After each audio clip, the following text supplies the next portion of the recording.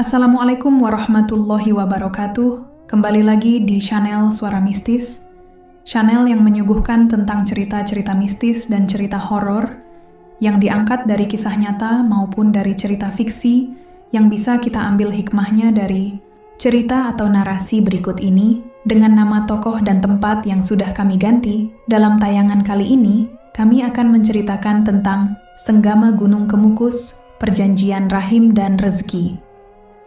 Langit di atas atap rumah kontrakan kecil itu menghitam lebih cepat dari biasanya, seolah-olah malam telah jatuh sebelum waktunya. Awan menggantung rendah, tebal seperti gumpalan kapas yang berat oleh rahasia dunia lain.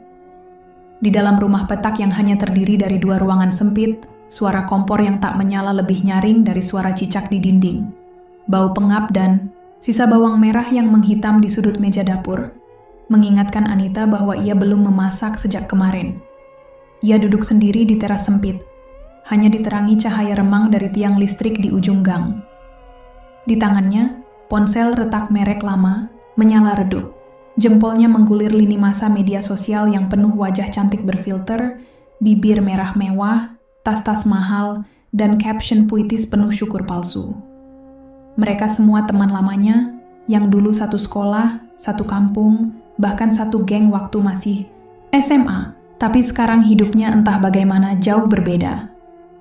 Dulu dia yang minta contekan ke aku, sekarang dia naik Alphard. Gumam Anita pelan, getir, matanya memicing melihat foto seorang teman bernama Ririn di depan resort Bali dengan caption, "Kerja keras, hasil nggak akan mengkhianati usaha. Jangan lupa bersyukur ya girls." Ia menelan ludah. Suaminya Bowo masih di dalam, tertidur lelah habis kerja serabutan dari pagi sampai sore. Wajahnya pucat, kurus, dan sekarang lebih sering batuk karena debu bangunan. Sudah sebulan ini tidak ada proyek besar, hanya job angkut-angkut semen kecil dari toko material. Penghasilannya tak cukup untuk bayar kontrakan dan belanja dapur. Anita sempat berpikir untuk jualan online, tapi tak pernah cukup modal. Bahkan, untuk beli kuota pun harus menunggu tanggal tua. Ia membuka pesan pribadi. Sebuah notifikasi muncul dari nama yang asing dan familiar sekaligus. Rika SMA 07. "Anit, ini kamu kan? Lama banget ya?" Anita mengernyit. Nama itu menggugah sesuatu dari masa lalu.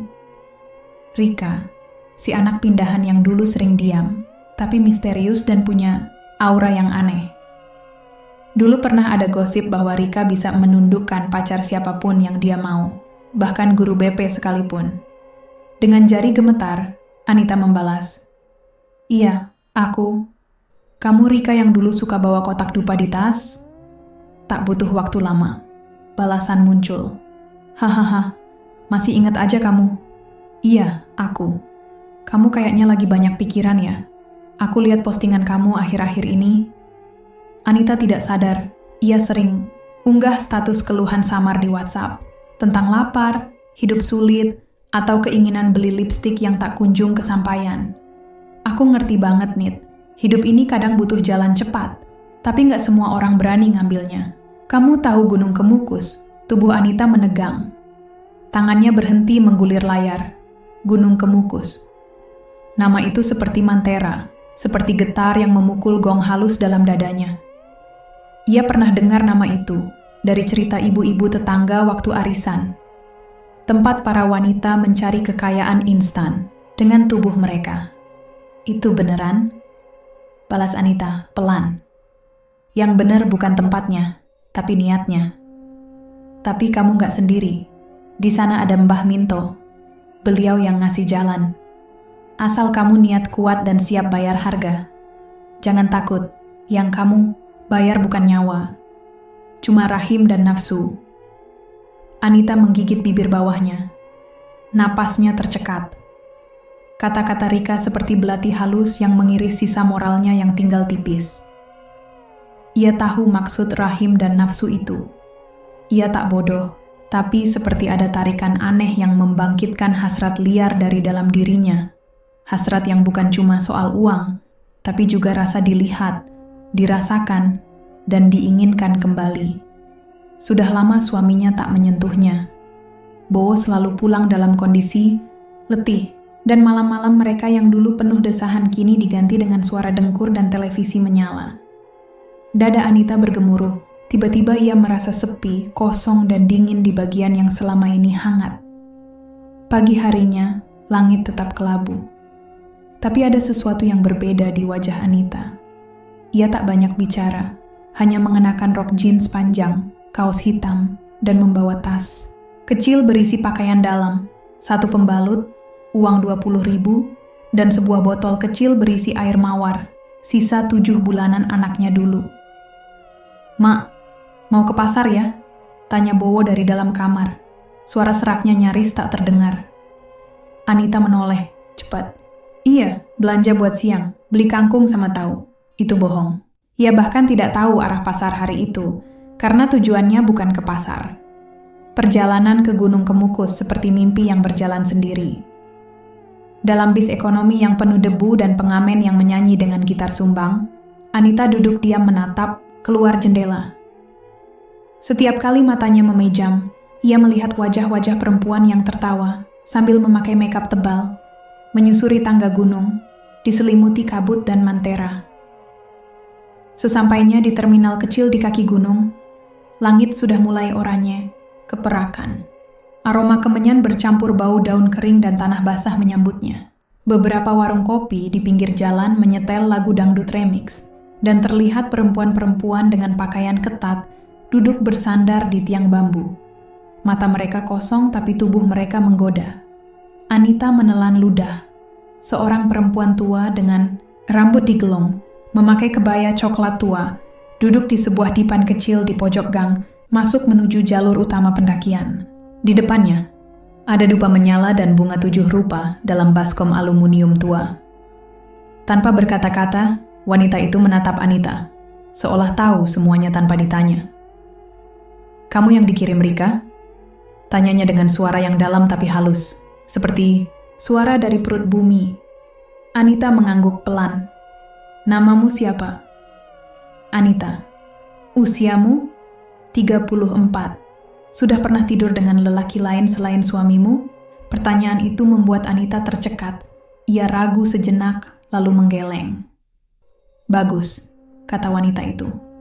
"Rahimmu masih perawan dunia lain." Wanita itu bangkit, dan dengan tongkat pendek yang ia genggam, ia menunjuk jalur kecil yang menanjak, masuk ke hutan pinus. "Naiklah, cari Mbah Minto. Di puncak ada pondok tua. Jangan melihat ke belakang meski kamu dengar suara apapun, dan jangan menangis." Anita menatap jalanan itu. Kabut tipis mulai turun, dan suara seperti desir napas panjang terdengar dari sela-sela pohon. Angin membawa bisik-bisik yang tidak bisa dipahami. Tapi di dasar hatinya ada semacam kedamaian, atau barangkali keterpaksaan yang telah berubah jadi keteguhan. Sepanjang perjalanan mendaki, Anita merasa seperti berjalan di 2 dunia sekaligus. Di satu sisi, ia masih perempuan biasa dari kampung kecil, seorang istri lelah yang mencari jalan keluar dari kemiskinan. Tapi di sisi lain, tubuhnya perlahan terasa seperti bukan miliknya sendiri. Bayang-bayang pohon pinus menyerupai sosok pria tegap yang menatapnya. Dedaunan yang jatuh menari seolah menyambut. Suara gemerisik seperti bisikan nama. "Anita. Anita." Di sebuah tikungan, ia melihat sepasang kaki wanita menggantung di pohon, seperti ayunan. Tapi ketika ia melirik, ke atas, tidak ada tubuh, hanya kain putih panjang yang terombang-ambing tertiup angin. Dadanya sesak, tapi ia terus berjalan. Setelah 1 jam berjalan, Anita tiba di sebuah pondok kayu tua yang atapnya hampir runtuh. Di depannya duduk seorang pria renta dengan mata buta, mengenakan jubah hitam dan kalung dari gigi manusia. "Mbah Minto?" tanya Anita dengan suara tercekat. Pria tua itu tertawa pelan. Akhirnya datang juga, rahim baru untuk tumbal lama. Anita gemetar, tapi tak mundur. Di wajah Mbah Minto ada senyum yang aneh, bukan menakutkan, tapi memabukkan. Seperti daya tarik, gaib yang menyeret jiwa hingga rela jatuh tanpa tali. Langit pagi itu menggantung rendah dan kelabu, seolah turut menampung gundah di hati Anita. Ia duduk di pojok terminal, hanya membawa satu tas kecil yang berisi beberapa pakaian dalam, mukena, dan sekeping harapan yang telah lama digerus kenyataan. Dunia telah menelannya dalam kerongkongan rutinitas yang hambar. Suami yang pulang malam dengan napas bau oli, dapur yang hanya menyisakan mie instan, dan kamar tidur yang kian dingin meski tubuh mereka saling berdekatan tiap malam. Kini, untuk pertama kalinya dalam 10 tahun pernikahan, ia memilih untuk kabur. Bukan karena tak cinta, tetapi karena cinta itu sendiri telah kelelahan. Anita tak lagi ingin menjadi perempuan yang hanya hidup untuk menunggu. Menunggu suami pulang, menunggu gaji cair, menunggu hidup membaik. Bus ekonomi jurusan Sragen berangkat dengan deru yang malas. Ia duduk di dekat jendela, membiarkan pemandangan melesat mundur seperti kisah hidupnya sendiri. Matanya menatap nanar pada hamparan sawah, perkampungan kecil, dan langit yang mulai merona merah. Perjalanan panjang itu terasa seperti mimpi yang meluncur di atas aspal dan debu. Di antara dengkuran penumpang dan musik dangdut lawas dari radio bus, pikiran Anita melayang ke masa lalu. Ia ingat bagaimana temannya, Dinar, kini jadi influencer spiritual yang hidup glamor, penuh emas dan parfum mahal.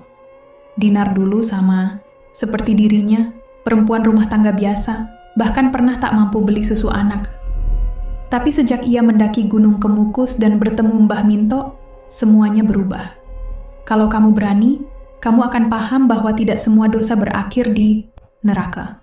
Ada yang berakhir di kemewahan, pesan Dinar malam sebelumnya, dibubuhi emoji senyum misterius. Anita menghela napas panjang. Tangannya menggenggam erat tas kecil di pangkuannya, seolah di dalamnya terdapat keberanian yang bisa ia peras. Bus berhenti di sebuah pertigaan sepi menjelang sore. Sopir menunjuk ke jalan tanah yang menembus semak-semak. Kalau mau ke Kemukus, lewat situ mbak. Paling jalan setengah jam. Anita turun.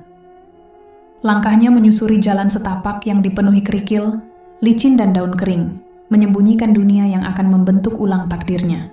Langit mulai menghitam, bukan karena malam yang datang, tapi karena awan berat yang menggulung seperti peringatan. Suara burung hantu terdengar dari kejauhan. Angin membawa aroma tembakau dan dupa tua yang tidak jelas dari mana asalnya. Di balik pohon jati yang rapat, muncullah sebuah rumah kayu berdinding anyaman bambu tua. Rumah itu tampak seperti bagian dari masa lalu yang menolak punah, sunyi, lusuh, tapi menyimpan aura yang membuat kulit meremang. Seorang perempuan tua duduk di bangku kayu di beranda. Rambutnya digelung, mata kecilnya seperti batu obsidian yang tak pernah berkedip. Ia mengenakan kebaya hitam dan kain lurik, dengan wangi kemenyan yang menyusup tanpa ampun ke dalam rongga hidung. Anita, tanyanya lirih, seperti tahu nama siapapun yang datang dari jauh. Anita mengangguk, menelan ludah. Aku Mbah Minto, gumam perempuan itu, lalu melambai pelan. Masuklah, kau tidak sendirian malam ini. Dan benar saja, di dalam rumah itu, Anita bertemu dengan 3 orang lainnya. 2 perempuan muda dan 1 laki-laki berusia sekitar 35 tahun. Tinggi, gagah, dan bermata tajam. Namanya Aris. Mereka semua datang dengan tujuan yang sama, meski alasan yang berbeda. Mengejar kekayaan, pengaruh, atau kekuatan batin. Tapi wajah-wajah mereka menampilkan cermin yang serupa, keputusasaan yang tak lagi bisa dibungkus dengan doa-doa biasa. Perkenalan terjadi dalam diam dan tatapan lirih. Tak ada yang berbasa-basi. Malam itu bukan malam untuk obrolan ringan, tapi malam untuk berserah pada kegelapan yang menjanjikan. Mbah Minto memimpin mereka ke sebuah pendopo kecil di belakang rumah. Atapnya ditopang 4 tiang kayu berlumut. Di tengah pendopo, terdapat lingkaran tanah merah yang dikelilingi lilin hitam, menyala redup. Di atas altar kecil, sesaji telah disusun.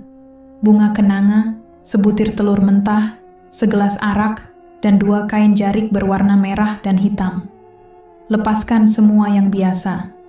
Kenakan ini, kata Mbah Minto, sambil menyerahkan gaun-gaun berwarna gelap, tipis, dan membentuk tubuh. Anita meraihnya dengan tangan gemetar. Gaun itu dingin, licin, dan terasa seperti disentuh kabut. Ia mengganti bajunya di balik tirai bambu, sementara degup jantungnya seperti tabuh gendang perang.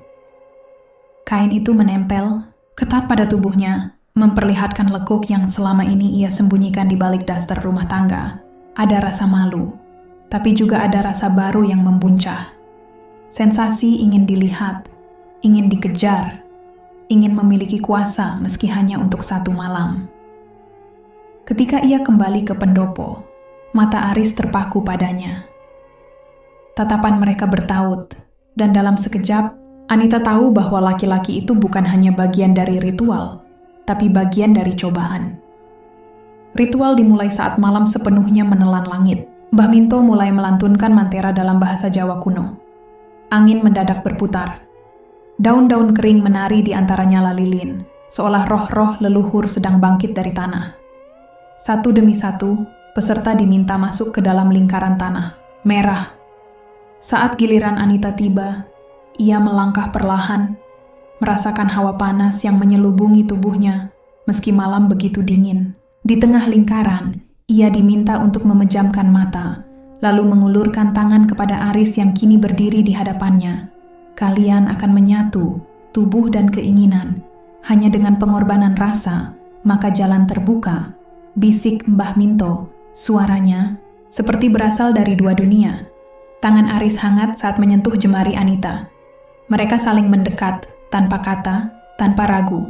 Nafas mereka menyatu dalam irama yang tak pernah mereka latih.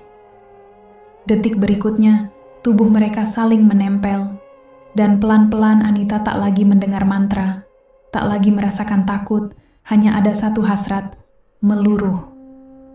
Sentuhan pertama Aris di lehernya seperti bara api yang disiram embun, lembut tapi menyulut. Anita menggigil. Bukan karena cuaca, tapi karena ada sesuatu dalam dirinya yang selama ini terkubur mulai bangkit. Keperempuanan yang selama ini terkunci dalam status istri yang taat. Dalam lenguh yang ditahan, tubuh mereka bergoyang perlahan menyatu dalam irama yang anehnya, sakral.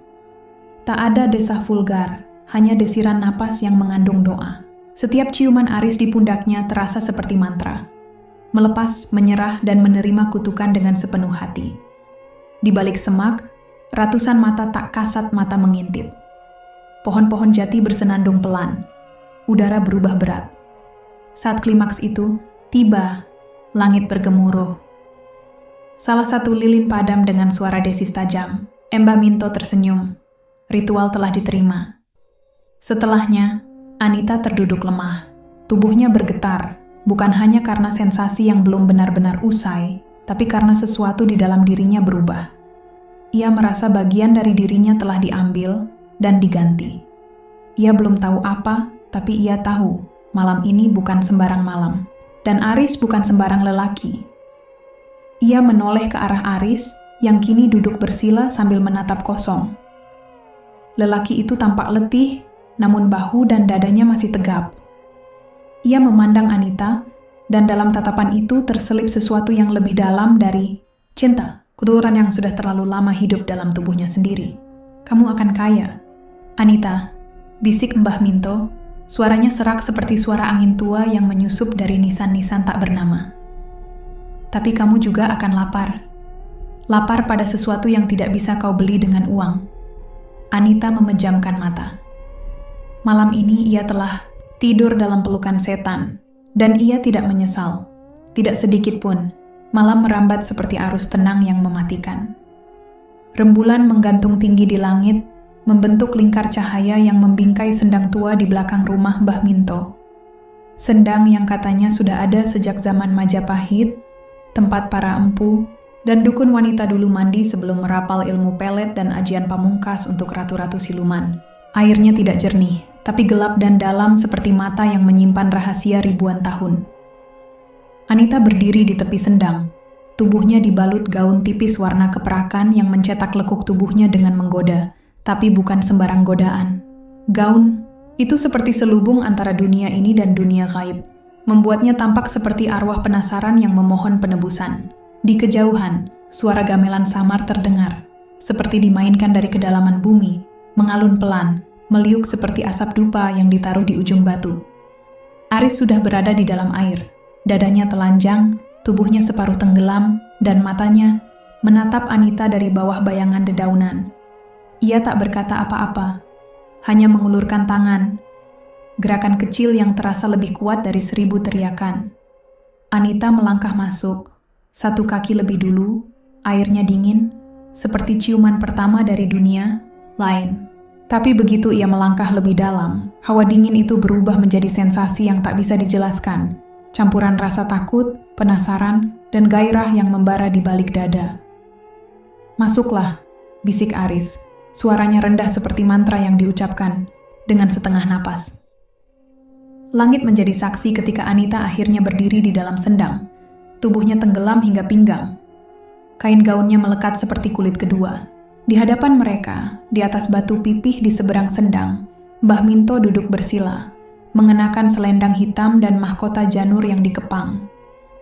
Tangannya menaburkan kembang 7 rupa ke air, dan suaranya mulai merapal mantra, bahasa Jawa kuno yang sudah tidak digunakan manusia biasa.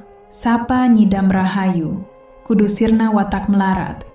Sapa nyidam asih, kudu ngresiki gondo ati. Mantra itu mengalir seperti doa yang disemburkan langsung dari rahim bumi. Mbah Minto membuka mata yang putih pucat itu dan menatap Anita dan Aris. Pembersihan nafsu bukan untuk melampiaskan, tapi untuk menyatukan dua tubuh agar bisa jadi wadah bagi kekuatan dari bawah tanah, katanya lirih, tapi tegas. Anita tidak mengerti seluruh maknanya, tapi ia tahu bahwa ini bukan lagi dunia manusia sepenuhnya.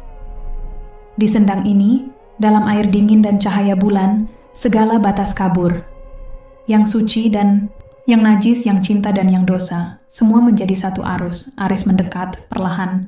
Tangannya menyentuh pundak Anita, dingin, tapi ada listrik halus yang merambat, menjalar hingga ke tulang punggung. Mata mereka bertemu, dan di situ ada percikan yang tak bisa disangkal. Hasrat, tapi juga ketakutan. Aris menatap Anita seolah ingin menyelami isi pikirannya, tapi juga ingin menelannya bulat-bulat. "Jangan takut," bisik Aris. Anita ingin menjauh, tapi tubuhnya malah mendekat. Ia seperti kehilangan kendali atas dirinya sendiri. Suara air beriak pelan, seolah berbisik kata-kata rahasia. Di sela-sela itu, terdengar suara lain, suara-suara kecil dari dasar sendang, erangan, tangisan, dan bisikan yang menggoda. "Berikan tubuhmu, berikan nafsumu. Disinilah rumah dari semua jiwa yang dibuang." Anita memejamkan mata. Di bawah telapak kakinya, ia merasa ada sesuatu yang menyentuh. Tangan kecil, atau mungkin rambut yang melilit pergelangan kakinya. Ia tersentak, tapi Aris menahan bahunya, mengusap wajahnya pelan. "Ada yang memperhatikan kita," kata Aris pelan. Suaranya bergetar, tapi mereka bukan manusia. Seketika, tubuh Anita menggigil. Namun entah kenapa, rasa takut itu bukan hal yang ingin ia hindari.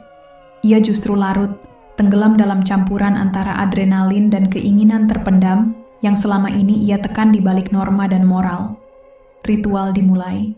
Aris mengambil kendi kecil dari pinggir sendang dan menuangkan airnya ke dada Anita.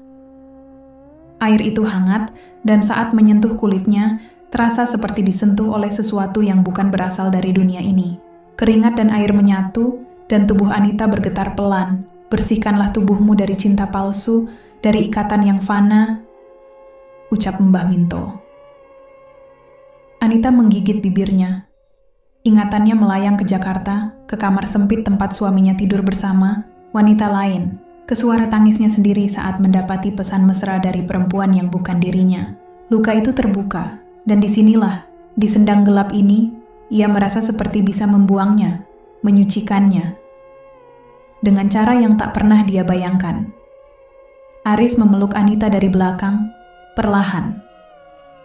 Kedua tangan itu menyelusup ke tubuhnya, tapi bukan dengan tergesa, melainkan seperti mengukir mantra dengan ujung jari. Anita tidak melawan. Ia menoleh, dan bibir mereka bersentuhan, bukan ciuman penuh hasrat, tapi sentuhan yang menyalakan bara dari dalam. Air sendang bergelombang kecil. Cahaya bulan memantul pada kulit mereka. Segala hal menjadi kabur. Batas moral, suara hati, bahkan rasa bersalah. Yang tersisa hanya tubuh, jiwa, dan kekuatan yang bangkit dari dasar tanah.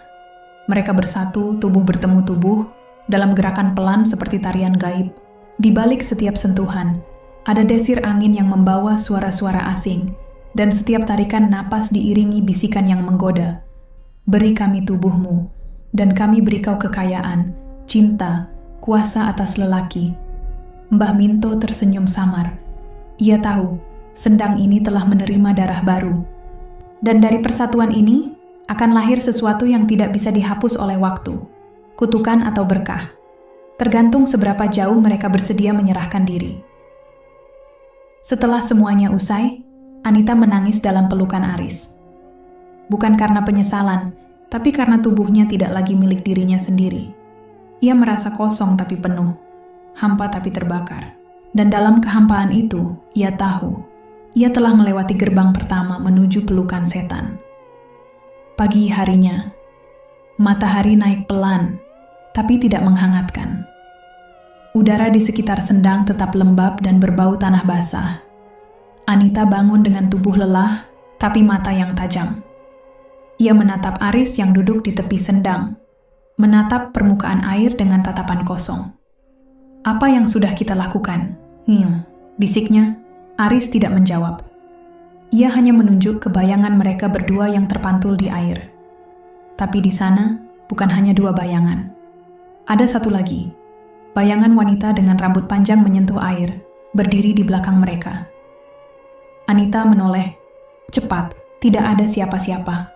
Tapi air sendang masih beriak, seperti baru saja disentuh oleh tangan halus dari dunia lain. Mbah Minto muncul di balik pohon beringin. Ia berjalan pelan, membawa sebuah kain kafan kecil di tangan kirinya. Ritual pertama sudah selesai, tapi ini baru permulaan, katanya. Malam Jumat depan, kau harus datang lagi. Kali ini, untuk memberi persembahan dari daging, bukan hanya dari nafsu. Anita menelan ludah. Apa maksudnya daging? Apakah itu berarti? Tiba-tiba, suara tangisan anak kecil terdengar dari balik pepohonan. Lirih, seperti sedang mencari ibunya. Tapi ketika Anita ingin menghampiri, Mbah Minto menahan lengannya. Jangan, itu bukan anak manusia. Itu jiwa yang terperangkap di sendang. Mereka cemburu karena kau sudah menyatu dengan penjaga air.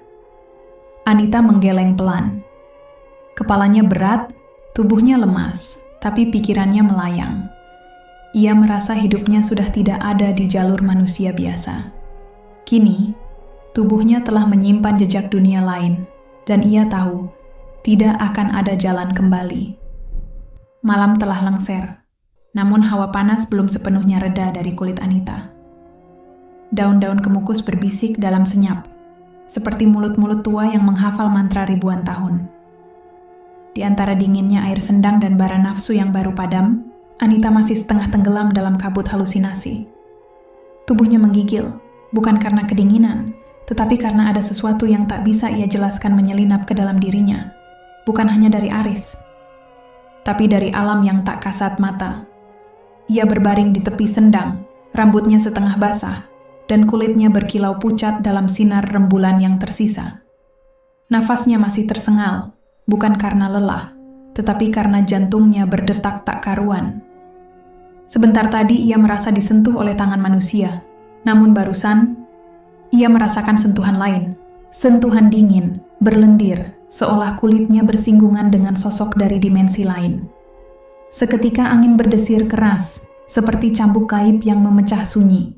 Dedaunan menggila, dan di antara pepohonan muncul siluet gelap. Bayangan itu berdiri tegak, matanya dua obor merah yang membakar pekatnya malam. Tidak bergerak, hanya menatap. Nafas Anita tercekat. Ia ingin berteriak tapi suaranya lumpuh. Aris! Bisiknya lirih namun tak ada jawaban. Ia menoleh ke belakang. Aris telah lenyap. Tak ada jejak kaki, tak ada percikan air, hanya baju Anita yang masih tergeletak di atas batu, basah dan tertata seperti tak pernah disentuh. Bayangan bermata merah itu masih di sana, Tatapannya menusuk langsung ke ulu hati. Rasanya seperti dipelototi oleh makhluk purba yang tahu seluruh isi tubuh dan jiwa. Detik berikutnya, bayangan itu meluncur cepat, seperti asap yang melesat ke arah Anita. Ia menjerit, tapi tidak ada suara. Dunia di sekitarnya terasa terbungkam, seperti berada dalam ruang kedap suara yang hanya menyisakan dentuman jantungnya sendiri. Seketika tubuhnya menegang. Ada sesuatu yang masuk, seperti aliran listrik, tapi dingin, seperti disusupi. Sesuatu yang tua, kuno, dan penuh dendam menyusupi dirinya. Nafasnya tertahan. Matanya terbuka lebar, dan dalam kegelapan sendang, ia merasa dirinya bukan hanya dirinya lagi. Ketika mentari pagi mulai menjilat pucuk-pucuk daun kemukus, Anita terbangun dengan kepala berat. Ia sudah berpakaian, rapi seperti belum pernah menyentuh air. Tidak ada jejak aris, tidak ada sisa ritual. Bahkan sendang terlihat sepi, airnya tenang seolah tak pernah mengandung cerita gairah maupun teror. Tubuhnya segar, anehnya lebih segar daripada sebelum ia datang ke hutan kemukus. Namun hatinya kalut. Ia merasakan keberadaan lain di dalam dirinya. Seperti ada dua nyawa yang hidup berdampingan, saling menatap, saling menyimpan rahasia. Dengan langkah gontai, Anita kembali ke rumah Mbah Minto. Sang dukun tua sudah duduk di beranda, tangannya memegang secangkir wedang jahe. Sorot matanya tajam, seolah tahu apa yang telah terjadi. Ritualmu selesai, Nduk, tapi harganya mulai kau bayar mulai sekarang, katanya lirih, seperti suara yang muncul dari sumur tua. Apa yang masuk ke tubuhku semalam? Bukan apa, tapi siapa? Mbah Minto bangkit pelan, matanya tak lepas dari wajah Anita. Kau telah dibuka. Raga dan jiwamu bukan lagi kosong. Makhluk itu namanya Nyai Kemukus. Sosok dari zaman Majapahit yang dulu menjadi simpanan rahasia raja. Ia dibakar karena mengandung anak haram. Roh dendamnya hidup di sendang itu, menunggu tubuh baru. Dan semalam kau memberinya tempat. Anita melangkah mundur, tubuhnya bergetar. Tapi aku tidak pernah sepakat. Tak perlu sepakat, cukup menyerah. Dan kau sudah menyerah saat membuka tubuhmu pada malam sakral sendang. Kau memanggilnya lewat nafsu. Maka ia datang lewat cinta dan dendam yang lama membusuk. Mbah Minto menjelaskan bahwa tak banyak wanita bisa menjadi medium Nyai Kemukus. Hanya mereka yang memiliki luka batin, kehilangan, dan kerinduan yang mendalam akan kasih sayang yang sesungguhnya. Anita, yang hidup dalam rumah tangga penuh pengkhianatan, ternyata sangat lezat bagi roh itu. Sekarang pulanglah. Tapi ingat, hidupmu tak akan sama. Ada kehendak lain yang akan mengalir dalam darahmu. Perjalanan pulang ke Surabaya seolah membentang lebih panjang. Di dalam kereta, Anita duduk diam di dekat jendela, matanya menatap keluar, tapi pikirannya berputar ke dalam. Rambutnya tampak lebih hitam, kulitnya lebih bercahaya. Tapi di balik kecantikan fisik yang makin menyala itu, ada sesosok entitas yang sedang tertawa pelan di dalam dirinya. Setiap kali kereta melintasi stasiun atau hutan kecil, bayangan mata merah itu selalu muncul sekejap. Di antara kerumunan penumpang, di balik pohon-pohon, atau sekilas dalam bayang kaca jendela. Dan ketika ia memejamkan mata, ada suara perempuan yang menyanyikan tembang Jawa kuno. Kang Mas, Ingsun, Tresna. Suara itu tak pernah ada sebelumnya, tapi kini ia menjadi latar hidup Anita, mengalun pelan dalam setiap detak jantung. Sesampainya di Surabaya, suaminya Dharma langsung menyambut dengan senyum yang dibuat-buat. Pria itu telah menjadi simbol dari seluruh luka Anita, selingkuh dengan junior kantornya, memperlakukan Anita seperti pembantu, dan tak pernah menyentuhnya lagi sejak 2 tahun terakhir. Tapi kali ini, ketika Dharma menatap Anita, matanya memantul keanggunan lain.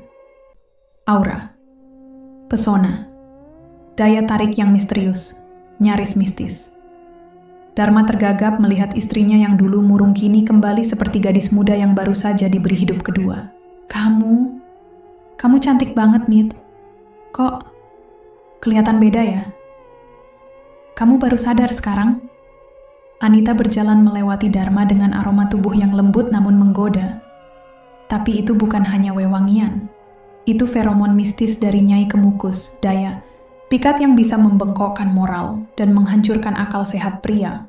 Dalam waktu seminggu, Dharma kembali tergila-gila pada Anita, bahkan mulai menelantarkan selingkuhannya. Namun yang lebih mengerikan adalah mimpi-mimpi yang mulai datang pada Anita setiap malam. Dalam tidurnya, ia melihat dirinya berada di dalam kerajaan Majapahit. Mengenakan kebaya emas, tubuhnya dilumuri minyak kenanga, dan ia menari di hadapan seorang raja tua. Di belakangnya, banyak wanita berwajah sama, semuanya adalah dirinya, tapi dalam kehidupan yang berbeda. Dan dalam satu mimpinya, seorang wanita berjubah merah menyentuh perut Anita dan berkata, "Rahim ini akan membawa darah kerajaan, tapi juga kutukan yang tak bisa ditebus." Anita terbangun dengan keringat, dingin dan tubuh yang membara. Hari-hari berikutnya dipenuhi gejolak. Anita semakin menjadi pusat perhatian para pria, bahkan bos di kantornya mulai memperhatikannya lebih intens. Tapi Anita bukan lagi wanita biasa. Ia telah menjadi medium nafsu dan kutukan. Ia bisa menciptakan rasa cinta hanya lewat senyuman. Tapi setiap pria yang jatuh cinta padanya mulai berhalusinasi, melihat bayangan perempuan bermata merah yang mengelus mereka dalam tidur. Dan satu persatu mulai mengalami mimpi basah yang mencekam, bahkan berakhir dengan kematian misterius. Dalam tidur Anita mulai mencatat semuanya. Ia tahu tubuhnya bukan miliknya lagi. Tapi ia juga mulai menikmati kuasa ini. Di satu sisi, ada rasa bersalah. Di sisi lain, ada rasa kemenangan yang tak pernah ia cicip selama menikah dengan Dharma. Dan yang paling menggetarkan, perutnya mulai membesar. Dokter menyatakan ia hamil 2 bulan. Padahal, ia hanya melakukan hubungan dengan Aris di Sendang. Dan setelah itu, tidak pernah menyentuh pria lain. Apa yang tumbuh di dalamku? Bukan manusia? Ia duduk di depan cermin, membelai perutnya yang masih rata tapi mulai terasa hangat. Matanya bertemu dengan pantulan wajahnya sendiri. Namun saat ia tersenyum, pantulan itu tidak tersenyum balik. Lalu terdengar bisikan, "Kita akan melahirkan kerajaan baru, No. Dari rahimmu sejarah akan diputar ulang." Anita menutup telinganya, menggigil, namun juga basah oleh rasa yang tak bisa dijelaskan. Ia telah menjadi bagian dari legenda. Ia bukan lagi Anita yang dulu. Ia adalah wadah Nyai Kemukus, sang simpanan abadi yang mencari tubuh demi melahirkan warisan dendam dan cinta berdarah. Dan malam ini, ketika rembulan kembali purnama, Anita mendengar pintu kamarnya berderit, dan di sana berdiri sosok bayangan gelap dengan mata merah membara. "Ritual belum selesai. Ini baru awal.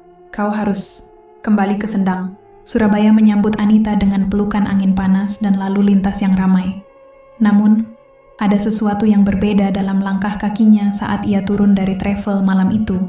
Lebih ringan, seolah bumi sendiri menyerahkan daya tariknya ke tubuh perempuan itu.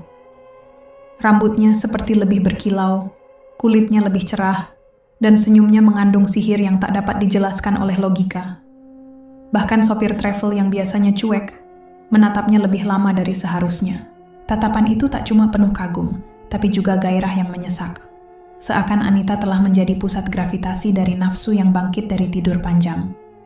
Ia kembali ke rumah kontrakannya di bilangan rungkut dengan tubuh segar, tapi dalam dada, badai mulai berkecamuk. Gambar-gambar samar dari Sendang di hutan Kemukus, malam gelap, dan tubuh Aris yang memadu dengannya, datang dalam kilatan-kilat yang menyakitkan dan menggetarkan. Ia tak tahu apa yang sebenarnya telah terjadi. Tapi sesuatu telah berubah. Sesuatu telah masuk ke dalam tubuhnya, mengalir bersama darah dan mengendap dalam tulang. Dan lalu, keajaiban dimulai. 3 hari setelah kepulangannya, suaminya, Damar, yang biasanya susah payah menggait klien untuk proyek desain interior, tiba-tiba kebanjiran order. 2 proyek besar dari klien luar negeri masuk tanpa pernah mereka ajukan proposal. Damar kebingungan, tapi juga sumringah. "Mungkin ini karma. Baik setelah kamu pulang dari ziarah," katanya polos, sambil mengecup pipi Anita. Anita hanya tersenyum kaku. Karma baik? Ia sendiri merasa sebaliknya. Dalam dirinya, Rasa takut mulai bertunas, menjalar seperti akar yang merobek fondasi jiwa. Tapi ia tak mengatakannya. Ia biarkan semuanya mengalir seperti takdir. Seminggu kemudian, akun Instagramnya yang biasanya sepi, diserbu followers baru.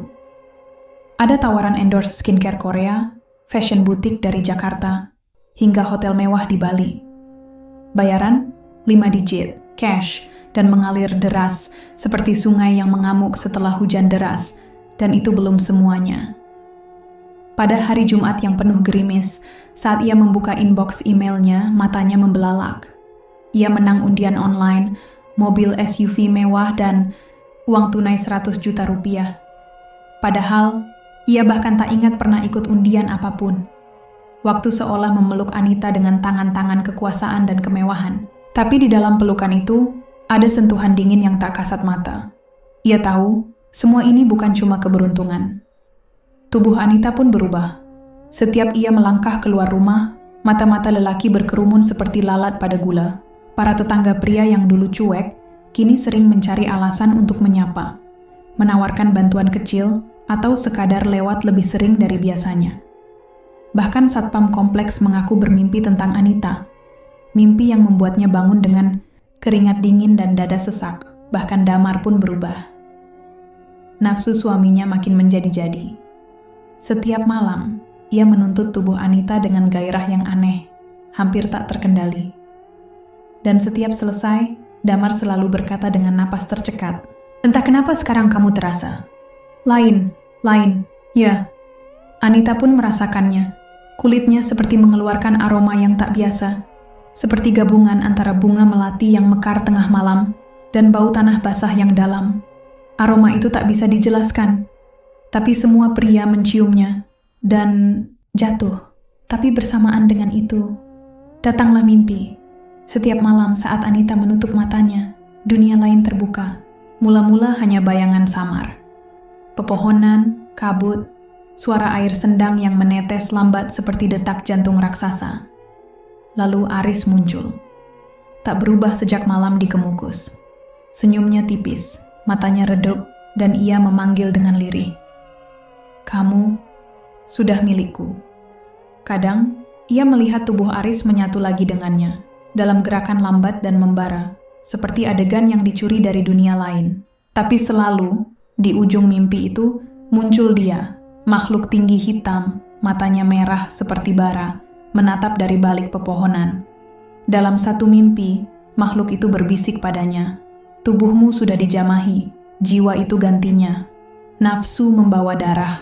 Anita terbangun dengan tubuh menggigil dan keringat dingin membasahi seluruh ranjang. Tapi anehnya, tubuhnya tak pernah merasa letih. Justru semakin menggairahkan, semakin membara, semakin ingin dimiliki. Ia mulai memakai baju yang lebih ketat, lebih mencolok, bahkan saat ke supermarket. Ia mulai menikmati tatapan-tatapan itu. Tatapan yang membuat lutut para lelaki lemas. Tatapan yang membuat istri-istri cemburu membara. Ia tahu itu salah. Tapi bagian dalam dirinya, bagian yang telah disentuh oleh sesuatu, mendorongnya untuk terus melakukannya.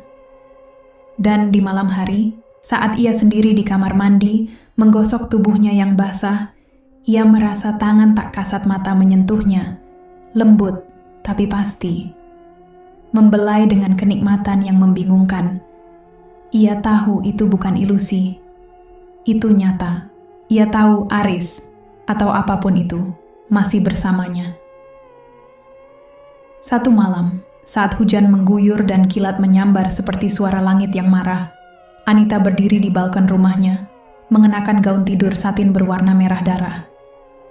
Angin malam menampar wajahnya, namun ia tak merasa dingin. Di bawah cahaya petir yang membelah langit, ia melihat sosok Aris berdiri di seberang jalan. Tegak, basah, tapi senyumnya tetap sama. "Aku sudah di sini, aku tak akan pergi."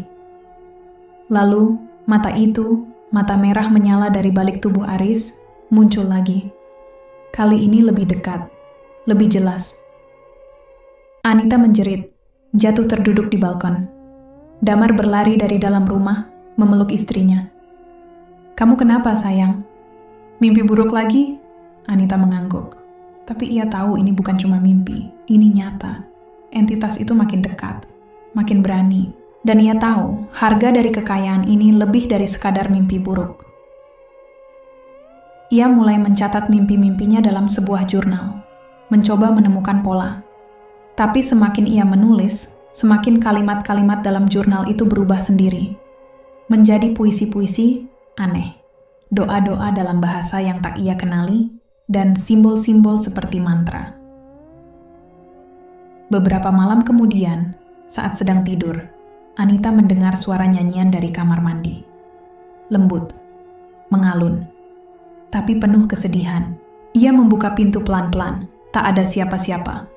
Tapi di cermin, ia melihat bayangan tubuhnya sendiri, tapi bukan dirinya. Sosok itu mengenakan kain jarik Jawa tua, rambutnya disanggul, dan bibirnya penuh darah. Kekayaan ini tak pernah gratis. Bisik sosok dalam cermin itu. Anita menjerit, dan kaca cermin pecah berkeping-keping.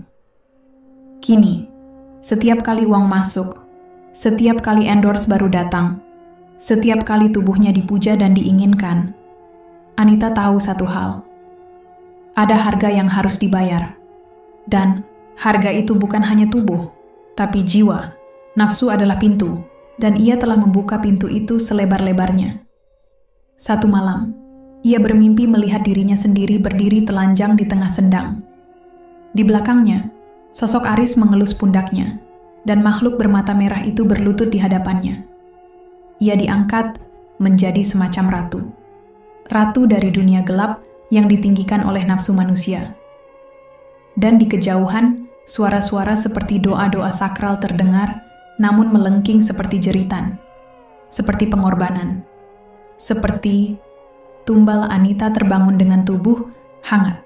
Tapi kali ini ada bercak darah di antara pahanya, dan ia tidak sedang datang bulan. Malam turun perlahan seperti bayangan kelam yang menyelimuti seluruh atap rumah Anita dan Jaka. Angin bertiup lirih, menyusuri sela-sela genteng, menggiring bisikan dari alam yang tak kasat mata. Aroma kemenyan yang samar-samar masih tertinggal di ujung langit-langit kamar mereka. Meski sudah seminggu berlalu sejak Anita pulang dari ritual di lereng Bukit Alaswangi. Sejak itu, hidup mereka tak lagi sama. Jaka menatap istrinya dari balik selimut. Tubuh Anita yang dulunya biasa saja, kini terlihat begitu menggoda. Bahkan hanya dengan mengenakan daster lusuh yang dulu tak pernah ia perhatikan. Kulitnya seolah lebih bercahaya dalam redup lampu kamar, dan setiap gerakan tubuhnya menyiratkan lekuk keanggunan yang tak bisa dijelaskan logika. Tapi ada yang lebih mengganggu daripada itu. Tatapan mata Anita. Mata yang dulu lembut dan penuh cinta, kini dingin, datar, dan seolah menyimpan dunia lain di baliknya. Sayang, bisik Jaka pelan, menyentuh pundak istrinya yang membelakanginya. Tapi sentuhan itu disambut dingin. Anita hanya menggeser tubuhnya sedikit, seperti menolak tanpa berkata. Bukan dengan amarah, tapi dengan jarak emosional yang tak kasat mata. Dan itu jauh lebih menyakitkan. Sudah seminggu ini mereka tak lagi menyatu sebagai suami istri.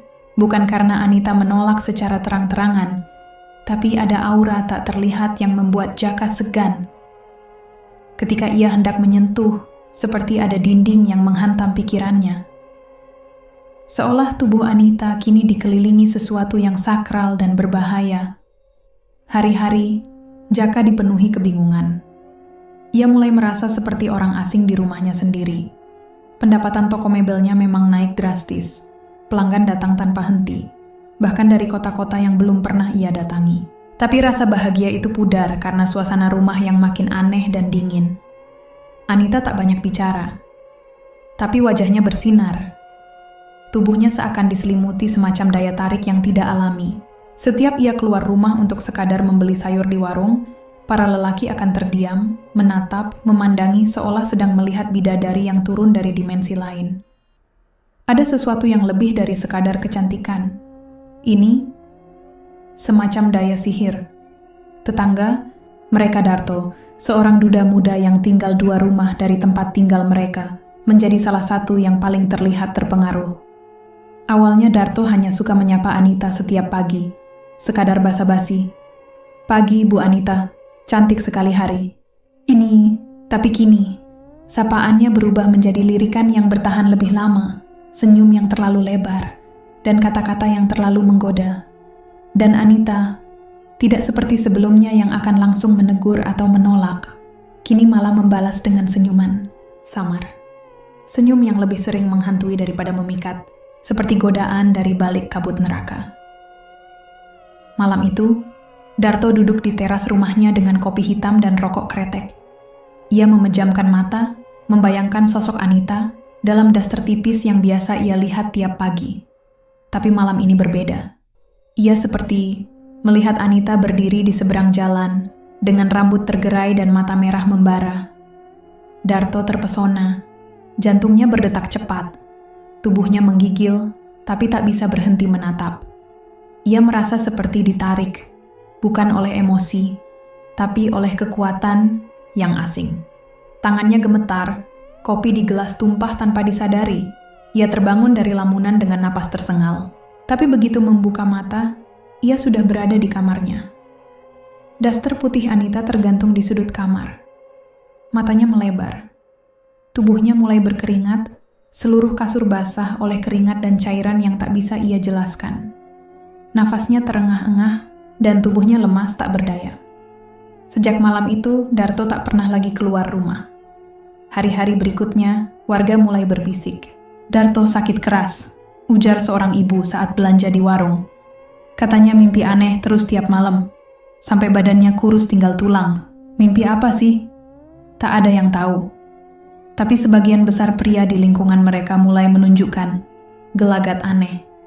Pandangan mereka kepada Anita bukan lagi kekaguman biasa, tapi seperti kehausan yang dalam, seperti pelaut tua melihat oasis di tengah samudra. Jaka menyadari perubahan ini, dan hatinya dicekik oleh rasa curiga. Ia mulai mengikuti Anita diam-diam, melihat bagaimana tetangga, bahkan tukang sayur sekalipun, memandang istrinya seperti melihat mimpi basah yang hidup. Namun, lebih menyakitkan adalah melihat Anita membalas tatapan itu. Bukan dengan ketertarikan nyata, tapi dengan semacam keangkuhan manis yang memabukkan. Ia tahu dirinya dikejar.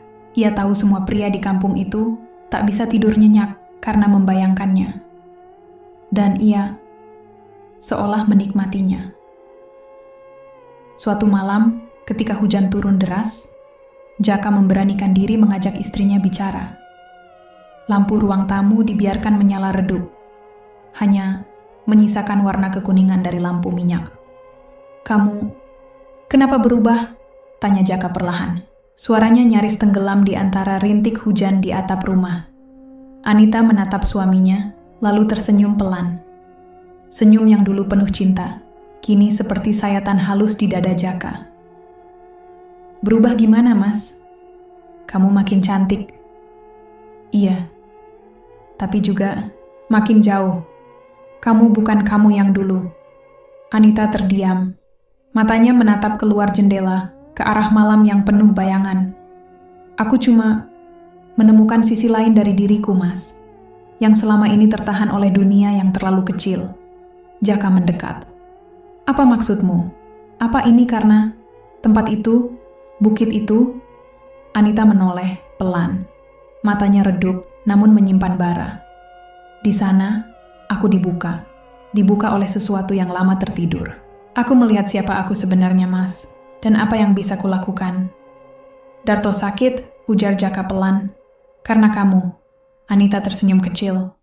"Dia yang mulai, dan kamu yang mengakhiri dengan kutukan?" "Bukan kutukan," sahut Anita. Kini suaranya terdengar berat dan dalam. "Cuma pantulan. Apa yang ada dalam hati mereka aku pantulkan. Nafsu mereka sendiri yang membakar tubuh mereka." Jaka terdiam. Ia menatap Anita dalam hening panjang. Perempuan di depannya ini masih istrinya. Tapi juga bukan. Seperti tubuhnya dirasuki entitas lain.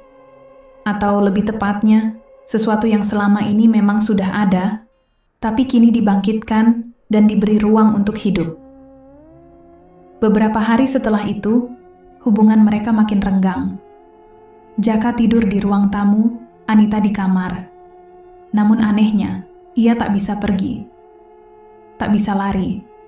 Seolah rumah itu kini menjadi jebakan yang ia bangun sendiri. Anita tak lagi menyentuh Jaka. Tapi ia menyentuh pikirannya, membakar kecemburuan, menyulut ketakutan. Ia tahu kekuatannya.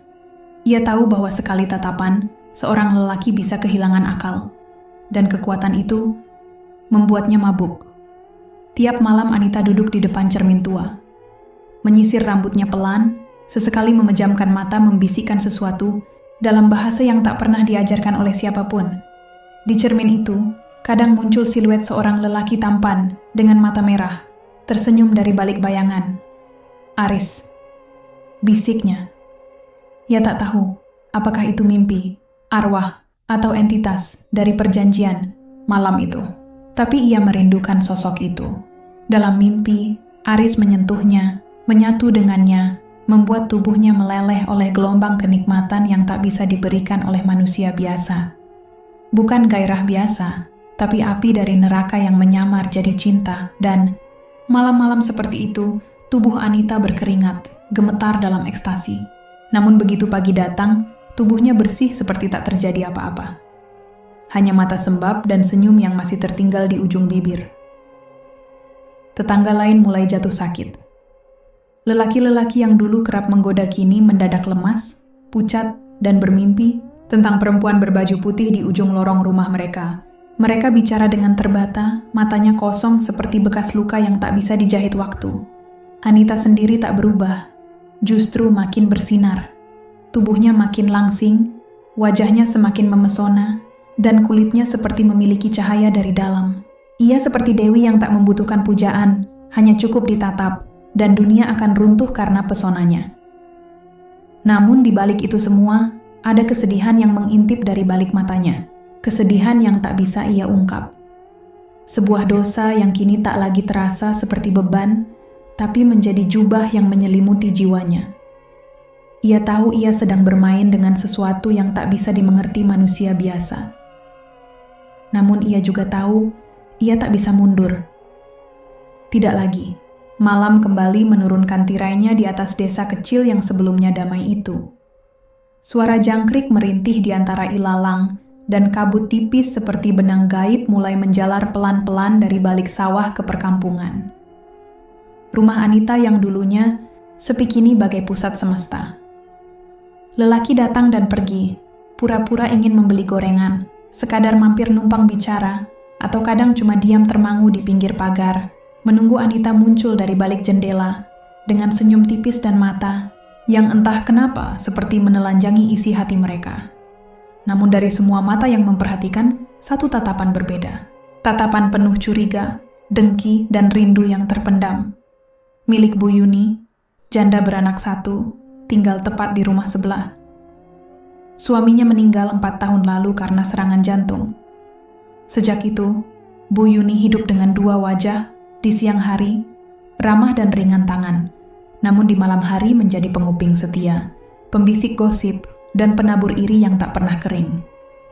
Dan sekarang, gosip itu meledak. Anita pakai pelet. Begitu bisikannya menyebar, dari mulut ke mulut, dari warung ke mushola. Bu Yuni bersumpah, ia pernah melihat bayangan hitam berdiri di halaman rumah Anita saat malam Jumat Kliwon. Ia bersumpah Darto, lelaki yang digilai, banyak perempuan karena suara merdunya saat azan, kini sakit keras bukan karena masuk angin, tapi karena dikerjai. Dan siapa lagi pelakunya kalau bukan Anita? 1. Hasrat yang berbalik. Jadi dendam sejak Darto mengeluh badannya panas dingin dan sering mimpi aneh. Mimpi basah di mana Anita muncul dalam balutan jarik basah, berjalan di antara kabut, rambut panjang menjuntai dan dadanya separuh terbuka, memanggil namanya dengan suara nyaris mendesah. Bu Yuni mulai gelisah. Darto bukan siapa-siapanya, tapi diam-diam, ia punya rasa. Sekian lama memendam cinta pada lelaki itu, Bu Yuni merasa dikalahkan oleh Anita, si istri orang yang berubah menjadi wanita menggoda hanya dalam sekejap. Maka, ia bertindak. Aku kenal dukun dari luar kota. Namanya Mbah Gondo. Dulu pernah sembuhin anakku dari kesurupan. Kita coba panggil dia. Sekalian buat lihat-lihat aura rumah Anita itu. kata Bu Yuni saat berkumpul dengan para ibu-ibu pengajian. Mereka sepakat. Dengan iuran sukarela, mereka memanggil Mbah Gondo, pria renta bersorban lusuh yang datang dengan tas anyaman berisi kemenyan, minyak misik, dan boneka kecil dari sabut kelapa. Malam itu, tepat malam Selasa Kliwon, langit gelap seperti ditutup, kain hitam pekat. Angin berhenti berembus. Kucing-kucing bersembunyi, ayam tak mau berkokok. Saat Mbah Gondo menapak tanah halaman rumah Bu Yuni, bau menyengat kemenyan seketika menusuk hidung siapapun yang berada dalam radius 3 meter. Ada sesuatu yang tidak suci di sini, gumamnya sambil menaburkan bunga 7 rupa ke udara. Namun Anita, dari balik tirai rumahnya, hanya tersenyum tipis. Bibir merahnya merekah pelan, seperti mengetahui pertunjukan malam ini bukan untuk menakutinya, tapi sebaliknya, membuka babak baru dalam kuasanya. 2. Ritual gagal, alam gaib menolak. Tersentuh pukul 2 dini hari, Mbah Gondo memulai ritual di halaman rumah Bu Yuni. Lilin-lilin hitam ditanam di 4 penjuru, dan asap kemenyan membentuk lingkaran yang anehnya tak menyebar, melainkan berputar di satu tempat. Ia mulai melantunkan mantra kuno, lidahnya bergetar cepat seperti mesin jahit. Rusak. Keringatnya mengucur, meski udara malam begitu dingin. Lalu, tiba-tiba, suara seperti lolongan serigala memecah langit. Suara itu datang dari dalam rumah Anita. Seketika, angin besar berhembus. Api lilin padam bersamaan. Dan tubuh Mbah Gondo bergetar. Anak, bukan manusia. Bisiknya dengan suara gemetar. Lidahnya mulai terjulur. Matanya membalik, lalu tubuhnya jatuh ke tanah, menggeliat seperti cacing kejang. Para ibu-ibu menjerit. Bu Yuni menatap ngeri. Dari mulut Mbah Gondo keluar darah kental, lalu seekor lintah hitam, besar dan licin, merayap keluar dari dalam tenggorokannya. Ia tewas. Seketika, matanya terbuka dan ekspresi ketakutannya membeku seperti patung lilin. Tak ada yang berani menyentuhnya hingga fajar, dan janda ketiban sial sejak malam itu, Bu Yuni tak pernah keluar rumah. Anak semata wayangnya mengatakan ibunya demam tinggi, dan bau busuk yang tak bisa dijelaskan mulai keluar dari balik dinding kamar. Warga mulai takut. Seorang tetangga yang nekat menengok berkata mata Bu Yuni membiru seperti memar yang membusuk.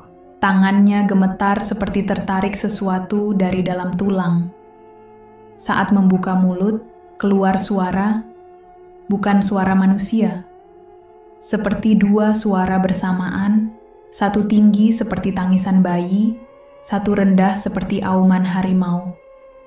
Tubuhnya berbau anyir, seperti bangkai yang direndam air asin. Orang-orang tak lagi menyebutnya Bu Yuni, tapi si janda ketiban sial. Dan Anita, ia duduk di teras rumahnya, mengenakan daster merah marun tipis, rambut disanggul tinggi, lehernya diselimuti aroma melati yang menggoda, tapi juga menghantui. Saat seorang tukang sayur lewat dan tak sengaja bertemu mata dengannya, lelaki itu langsung terpeleset dan mimisan. "Kenapa kau melakukannya?" tanya hati kecil Anita suatu malam saat ia menatap wajah suaminya, Jaka, yang tertidur gelisah. Ia mengelus pipi kasar lelaki itu dengan jari lentik, namun tangannya bergetar. Ia mulai tak tahu apakah semua ini buah dari kehendaknya, atau dari sesuatu yang telah merasukinya sejak malam ritual pertama di sumur belakang. Apa? Luka, nafsu, dan dosa yang diam-diam. Menjadi nyaman malam-malam Anita tak lagi sepi. Ia sering terbangun karena mendengar bisikan halus di telinganya, seperti suara lembut dari dasar sumur, menyebut-nyebut namanya dengan nada penuh hasrat dan janji kekuasaan. Ia berdiri di depan cermin, menatap tubuhnya yang semakin menggoda. Kulitnya bersinar samar, matanya memiliki kilau yang aneh. Ia menyentuh lehernya, lalu turun ke belahan dadanya. Ada denyut tak biasa, seperti ada yang hidup, bukan dirinya. Dalam hening, ia membuka daster, perlahan. Dingin udara malam tak terasa, karena tubuhnya hangat oleh darah yang mendidih. Ia membayangkan Darto, membayangkan lelaki-lelaki yang mengintipnya diam-diam, membayangkan Bu Yuni yang kini terbaring dengan mata membiru dan bau bangkai yang menyengat. Dan dalam bayangan itu, ia tak merasa bersalah. Justru, ada kelegaan yang menggoda. Perasaan diinginkan, dicintai, ditakuti. Setetes air mata jatuh di pipinya. Tapi entah kenapa, ia tersenyum di tengah tangisnya. Kabar kematian Mbah Gondo menyebar seperti asap hitam yang menyesakan. Warga desa mulai menjaga jarak dari Anita, tapi mata mereka tetap menatap. Ada ketakutan, namun ada rasa tak bisa menahan diri. Tubuh, jiwa, dan nafsu mereka seolah dipasung oleh aura yang tak bisa dijelaskan. Sementara itu, Bu Yuni makin parah. Tak bisa makan, tak bisa bicara. Tubuhnya tinggal tulang dan bau bangkai yang makin pekat. Tapi matanya kadang menyala hijau saat malam. Dan dari sela-sela giginya terdengar suara-suara bisikan tentang sumur tua, tentang darah, dan tentang wanita yang telah mencuri keperawanan malam. Anita tahu, semua belum selesai. Ada pintu yang sudah terbuka. Dan pintu itu tak bisa ditutup begitu saja. Yang datang berikutnya mungkin bukan hanya lelaki tergoda, tapi juga makhluk yang lapar. Udara sore di Surabaya lembab dan mengendap, seperti menanti sesuatu yang tak diundang. Jalanan ramai, bising, tetapi di satu sudut gang kecil yang nyaris tak pernah dilirik pejalan kaki, sebuah motor berhenti perlahan. Seorang pria turun, mengenakan jaket lusuh dan topi hitam. Tatapannya tajam namun lelah, membawa sisa-sisa masa lalu yang belum benar-benar mati. Ia adalah Aris. Sudah hampir 3 tahun sejak terakhir kali ia menghilang dari hidup Anita. Pergi tanpa jejak, tanpa pesan, hanya meninggalkan kenangan yang membekas seperti luka yang tak sembuh. Kini, dia kembali. Tidak sebagai kekasih, bukan juga sebagai masa lalu yang ditinggalkan, tapi sebagai pelancong dengan niat yang tak sepenuhnya jujur. Kos-kosan yang ia sewa hanya berjarak 5 rumah dari tempat Anita tinggal bersama Darto. Kos tua, lembab, dan remang, tapi cukup tersembunyi untuk menjadi pangkalan bagi seseorang yang datang membawa dosa lama.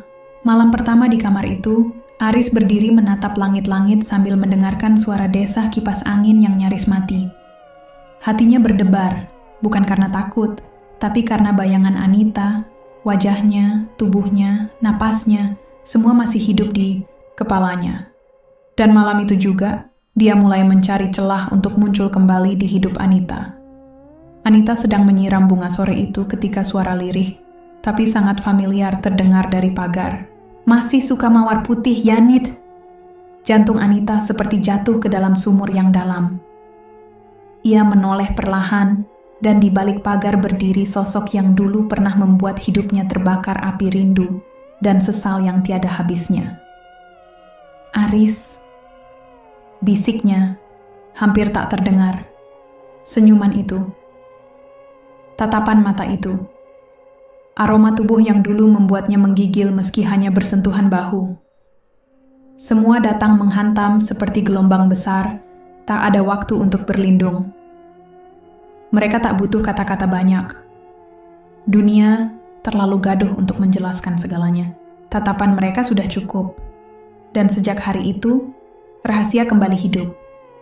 Hubungan mereka menyala kembali seperti api kering yang hanya butuh satu percikan. Di balik tirai rumah, di sela-sela waktu Darto keluar kota, mereka bertemu. Tak perlu tempat mewah.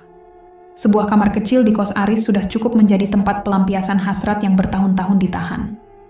Mereka tak hanya melepas rindu, mereka menari dalam dosa. Aris menyentuh Anita dengan kelembutan yang mengingatkan perempuan itu bahwa ia pernah menjadi perempuan yang dicintai, bukan hanya ditiduri. Tangan Aris menyusuri kulit Anita bukan seperti pemilik, tapi seperti pemuja. Dalam keremangan kamar kos itu, tubuh mereka bergetar bukan hanya karena gairah, tapi karena rasa yang belum mati, rasa yang selama ini hanya tertidur di dada Anita. Anita terguncang, bukan hanya tubuhnya, tapi juga hatinya. Aris masih seperti dulu, membuatnya merasa hidup, membuatnya merasa dicintai tanpa syarat. Bersamanya, Anita bisa menjadi siapapun, perempuan, kekasih, dosa, sekaligus dewa. Namun setiap kali mereka bersatu, dunia di sekitar mereka mulai berubah. Suatu malam, saat mereka masih terbaring dalam keheningan setelah gelombang cinta yang begitu liar, sebuah suara tangisan terdengar dari kamar mandi. Tangisan perempuan, lirih, serak, penuh luka. Anita terlonjak, tubuhnya menggigil. Ia mencoba berdiri, tapi kaki-kakinya seperti lumpuh. Aris hanya menatap ke arah pintu kamar mandi, diam, pucat. Ketika mereka berani membuka pintu itu, air keran mengalir merah seperti darah segar. Cermin di atas wastafel memperlihatkan bayangan yang bukan milik mereka. Sosok hitam, tinggi, dengan mata merah menyala seperti bara, berdiri di belakang mereka. Tapi begitu mereka menoleh, hanya udara kosong. Hari-hari berikutnya menjadi ladang, ketakutan. Setiap pertemuan mereka diwarnai fenomena aneh. Televisi menyala sendiri dengan suara jeritan. Lilin kamar kos Aris meleleh membentuk wajah perempuan tak dikenal. Bahkan, suatu malam, tubuh Anita tiba-tiba penuh lebam biru saat bangun tidur, seperti dipeluk makhluk tak kasat mata yang terlalu kuat. Namun, di tengah semua itu, mereka tak berhenti. Karena mereka bukan hanya dua orang yang saling mencintai. Mereka adalah dua jiwa yang telah dikutuk bersama. Ketika cinta berubah menjadi candu, dan nafsu menjadi doa dalam gelap, keduanya tahu mereka tak bisa lepas. Seolah ada sesuatu yang mengikat mereka, bukan hanya secara fisik, tapi secara roh. Sesuatu yang lebih tua dari dunia ini. Anita mulai bermimpi aneh. Dalam mimpinya, ia berdiri di tengah hutan lebat, telanjang. Tubuhnya basah oleh embun malam. Dari kejauhan, suara Aris memanggil. Ia berlari, tapi setiap langkahnya menumbuhkan akar dari tanah, membelit kakinya. Lalu dari dalam kabut, muncul perempuan tua dengan wajah seperti hangus terbakar. Perempuan itu menunjuk Anita dengan jari, panjangnya. "Kau telah mengingkari janji," ucapnya. Suaranya berat dan bergema. Anita terbangun dengan keringat dingin. Di bawah selimut, ia temukan bulu ayam hitam dan bau anyir menusuk. Jantungnya berdegup tak karuan. Ia mulai sadar. Ini bukan hanya tentang cinta lama yang bersemi kembali. Ini adalah balas dendam dari dunia yang tak kasat mata. Karena cinta yang melanggar takdir akan selalu menuntut bayaran. Darto mulai curiga. Tatapan Anita semakin kosong ketika ia di rumah. Tubuhnya masih di sana, tapi jiwanya entah di mana. Darto bukan laki-laki bodoh. Ia tahu ada yang berubah, tetapi ia terlalu takut untuk mengakui bahwa perempuan yang ia nikahi, yang ia larang keluar rumah, yang ia kontrol dengan penuh kuasa, telah menjauh secara perlahan. Dan ia tahu, jika itu terjadi, maka bukan manusia yang akan menjemputnya kembali, tapi makhluk yang lebih purba dari setan sekalipun. Di satu malam paling pekat, ketika angin tidak bergerak dan suara jangkrik pun diam, Anita kembali ke kamar, kos Aris. Mereka berbaring dalam diam. Tapi kali ini berbeda. Udara di kamar itu dingin seperti kuburan. Dinding-dinding memancarkan bau tanah basah. Di luar jendela, seseorang atau sesuatu bernapas berat. Aris menggenggam tangan Anita. "Kalau ini harus berakhir, Nit, aku rela. Tapi jangan pernah lupakan bahwa aku satu-satunya yang benar-benar mencintaimu." Anita menoleh. Air mata jatuh tanpa suara. Bibir mereka bersentuhan seperti sisa-sisa hidup terakhir yang ingin dirayakan sebelum ajal menjemput. Dan ketika mereka bersatu malam itu, sesuatu datang menonton mereka. Bayangan hitam itu tak hanya muncul di cermin. Ia kini berdiri di ujung ranjang, matanya merah, tangannya panjang seperti akar pohon tua. Ia tidak bicara, tapi seluruh tubuh mereka tahu. Inilah saatnya. Dosa mereka telah menumpuk terlalu banyak, dan waktu untuk menebus sudah tiba. Besok paginya, kamar kos itu kosong. Tak ada tanda-tanda Aris. Tak ada tanda-tanda Anita. Yang tersisa hanya sprei yang robek, bercak darah mengering di dinding, dan cermin yang pecah tanpa suara. Dan di atas meja kecil, setangkai mawar putih layu. Di ujung daunnya, setetes darah menetes perlahan, seperti menangis untuk cinta yang tak pernah direstui dunia. Cinta mereka mungkin abadi, tapi tidak di dunia ini. karena cinta yang lahir dari pengkhianatan hanya akan dikenang sebagai legenda terkutuk yang dibisikkan dari satu dinding ke dinding lain, dari satu cermin ke cermin lain, sebagai peringatan bagi siapapun yang berpikir bisa bermain dengan hasrat dan lolos tanpa membayar. Harga. Malam itu, angin berhembus lebih keras dari biasanya, membawa debu-debu jalanan yang lekat dengan aroma tanah basah ke dalam rumah kontrakan yang sudah mulai rapuh. Jaka, yang biasanya pulang terlambat karena pekerjaan, kali ini datang lebih awal. Hatinya terasa cemas, seolah ada sesuatu yang tak beres, yang mengikatnya untuk kembali lebih cepat. Ia membuka pintu dengan langkah ringan, berusaha tidak menimbulkan suara. Namun, ketika kaki pertama menjejakkan langkah di lantai kayu, yang sudah mulai berderit, ia mendengar suara. Suara itu datang dari dalam kamar tidur, suara yang tidak asing, tetapi juga penuh dengan sesuatu yang tak bisa dijelaskan.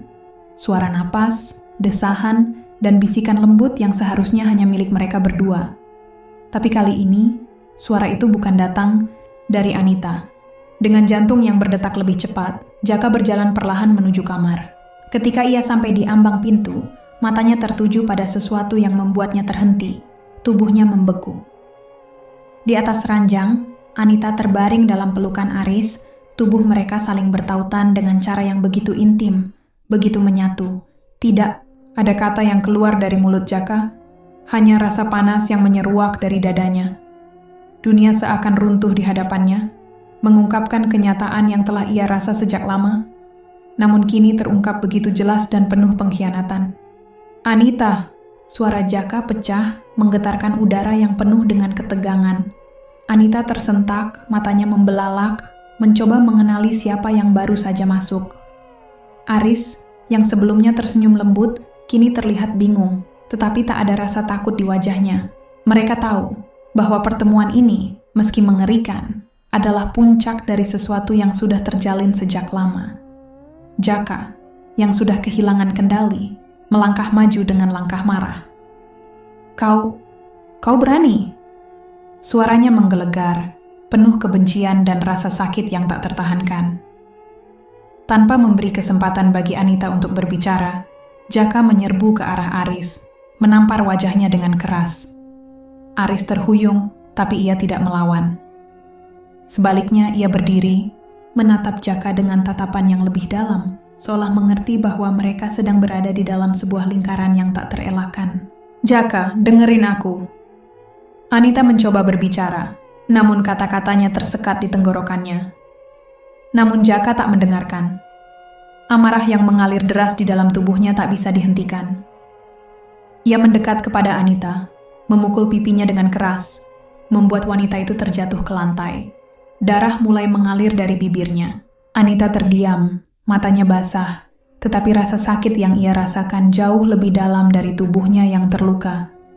Itu adalah rasa sakit yang datang dari hati yang hancur. Sudah cukup, Jaka. Anita berteriak, suaranya bergetar, tetapi di balik amarahnya ada sesuatu yang lain. Sesuatu yang lebih gelap, lebih misterius. Kau tidak tahu apa yang sudah terjadi padaku. Tidak tahu apa yang telah aku alami. Tapi Jaka sudah tidak mendengar apapun. Ia hanya bisa merasakan darah yang mengalir di tangannya. Tangan yang kini menuntut balas. Ia berbalik, menuju pintu, keluar, lalu dengan satu langkah, ia berlari keluar dari rumah kontrakan itu, meninggalkan Anita dan Aris di dalam. Namun, ketika ia hampir mencapai pintu depan, suara-suara aneh mulai terdengar. Piring-piring yang sebelumnya terletak tenang di meja makan tiba-tiba terlempar keluar dari lemari.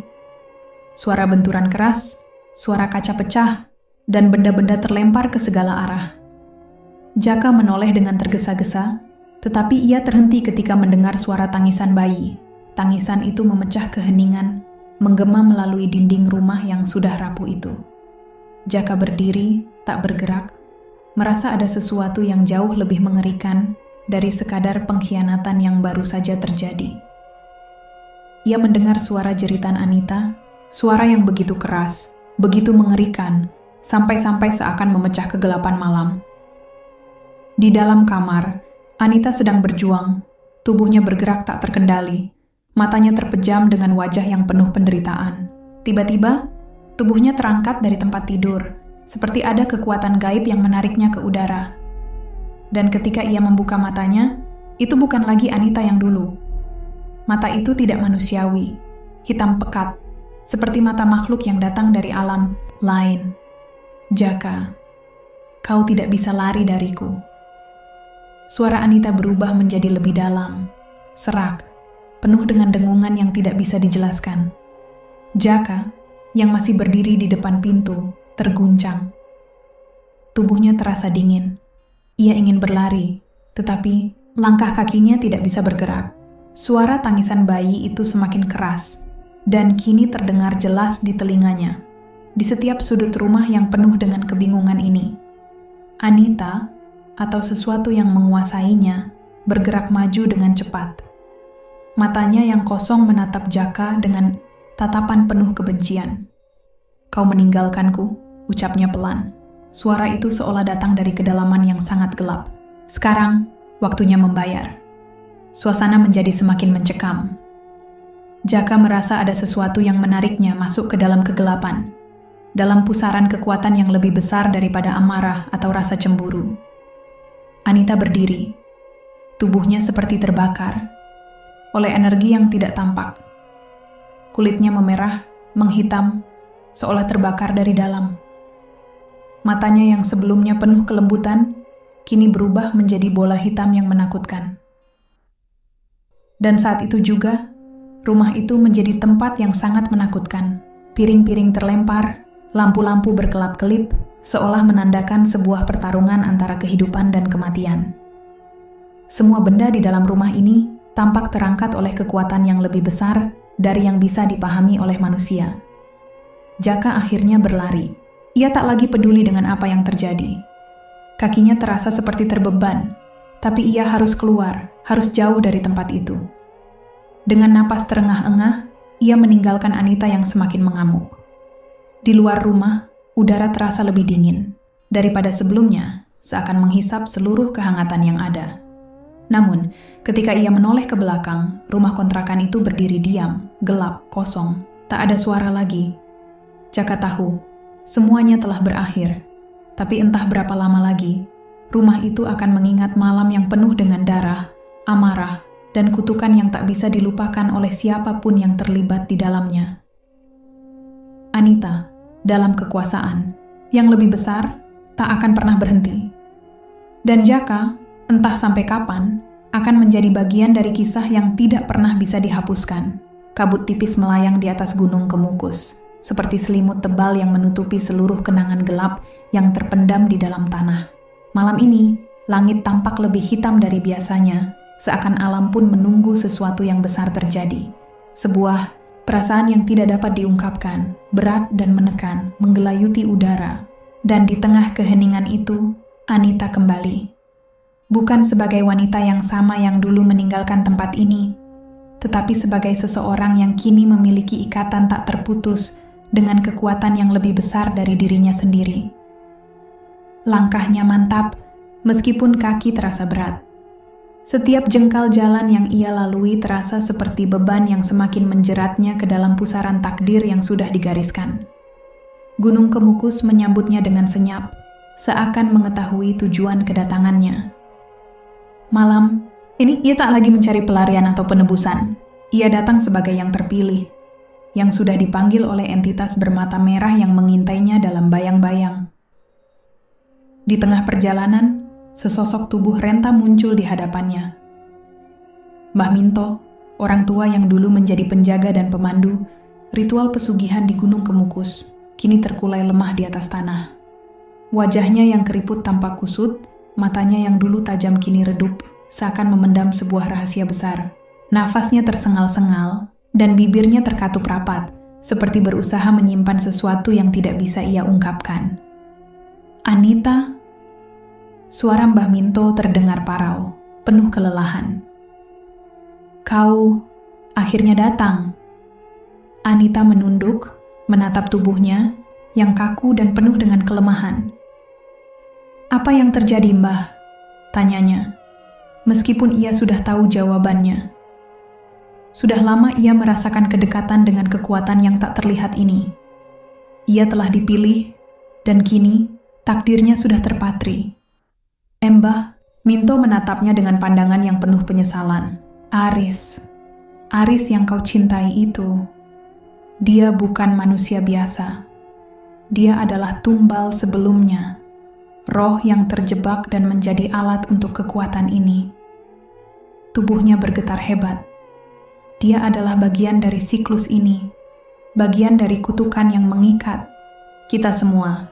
Dia datang untuk membawamu ke sini. Anita merasa sesuatu merasuk di dalam dirinya.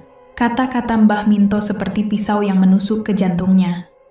Namun di sisi lain, ia merasakan kegembiraan yang menggelora di dalamnya. Aris, tumbal yang seharusnya menjadi jalan menuju kekuatan ini. Ia tidak tahu apakah itu cinta yang sudah lama terpendam, ataukah kekuatan yang sedang tumbuh dalam dirinya. Semua perasaan itu saling tumpang tindih, dan ia merasa seperti ia tak bisa lagi keluar dari lingkaran ini. Mbah Minto menggenggam tangannya dengan lemah. Kekuatan ini akan kau warisi. Aku sudah terlalu tua. Aku sudah tak mampu lagi menjaga ritual ini. Tapi kau, Anita, kau yang dipilih untuk menggantikanku. Hanya kau yang bisa memegang kekuatan ini dengan sempurna. Kekuatan yang akan membuatmu abadi.